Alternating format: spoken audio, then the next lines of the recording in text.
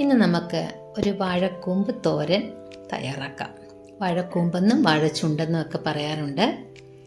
ഇത് നമ്മൾ പാളയംതോടൻ്റെയാണ് കൂമ്പെടുത്തിരിക്കുന്നത്. ഏത്തവാഴയുടെ കൂമ്പാണ് ഏറ്റവും രുചികരമായിട്ടുള്ളത്.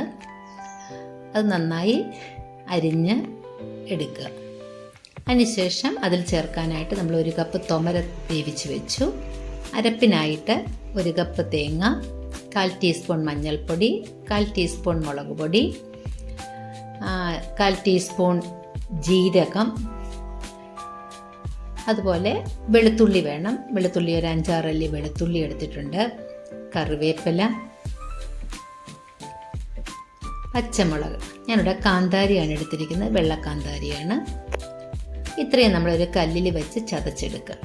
അതിനുശേഷം ഒരു ചീനിച്ചട്ടിയിൽ 1 സ്പൂൺ വെളിച്ചെണ്ണ ഒഴിച്ച് കടുകിട്ട് കൊടുത്ത് വറ്റൽമുളകും ചേർത്ത് മൂപ്പിച്ച് അതിലേക്ക് കൂമ്പിട്ട് കൊടുക്കുക. കൂമ്പ് നന്നായി ഇളക്കി ചെറിയ തീയിൽ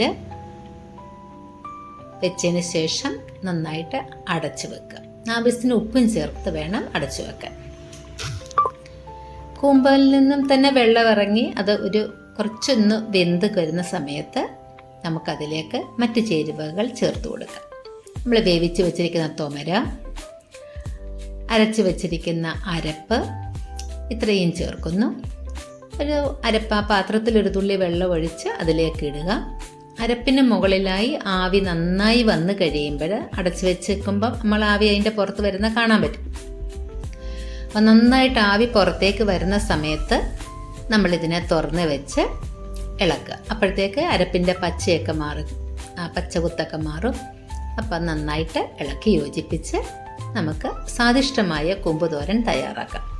ചാനൽ ഇഷ്ടപ്പെട്ടാൽ സബ്സ്ക്രൈബ് ചെയ്യാൻ മറക്കരുത്. Thank you.